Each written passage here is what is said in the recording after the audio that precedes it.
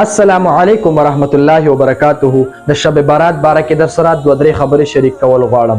اول نمبر خدا چې د شب برات دا به کله وي، شب برات په کله نو بعض خلک خو د منګل شپه یادوي، خدا د بت په شپه باندې به انشاءالله چې شب برات وي، د منګل پر ورځ او د بدو په شپه باندې دا شب برات ته جي.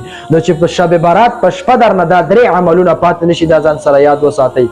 اول به 11 مرتبه 11 مرتبه با درود ابراهیمی وی، د هغې نه بعد با 100 مرتبه استغفر الله استغفر الله استغفر الله، دا به 100 مرتبه وی. د هغې نه بعد با لا حول ولا قوة الا بالله، لا حول ولا قوة الا بالله، دا به 100 مرتبه وی.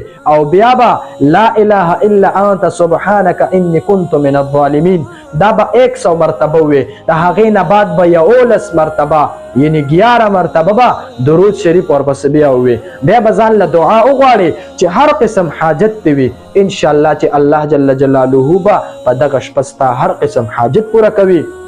عرض مې دا کو چې د شب برات په شپه باندې چرته ستاسو نه داسې قسمه خبره را نشي، بس د الله بندگی وکړه. د الله چې څومره الله جل جلاله زما او ستا دپاره دغه شپه بهترینه ګرځولې ده، ځان دپاره دعا وکړه، نیک اعمال وکړه.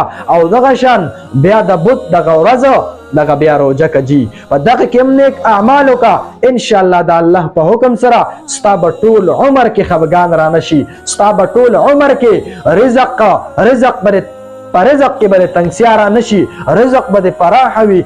ځان دپاره دعا وکړه. بعضې خلک مونږ تکالو کې ډېر زیات خفه وي، یاره قاري صاحب نوکري نه میلاویږي، یاره قاري صاحب کاروبار راته نه میلاویږي، یاره قاري صاحب ما باندې قرضونه دي. په دغه شپه باندې او په دغه ورځ باندې ځان دپاره دعا وکړه، د الله نه وغواړه، انشاءالله الله جل جلاله به ستا تقدیر بدل کړي. که ستا مشکلات په کور کې رب ته لاس ونیسه، انشاءالله د الله په حکم سره چې ستا به هر قسم حاجت الله پوره کی، هر قسم مشکلات په الله حل کی.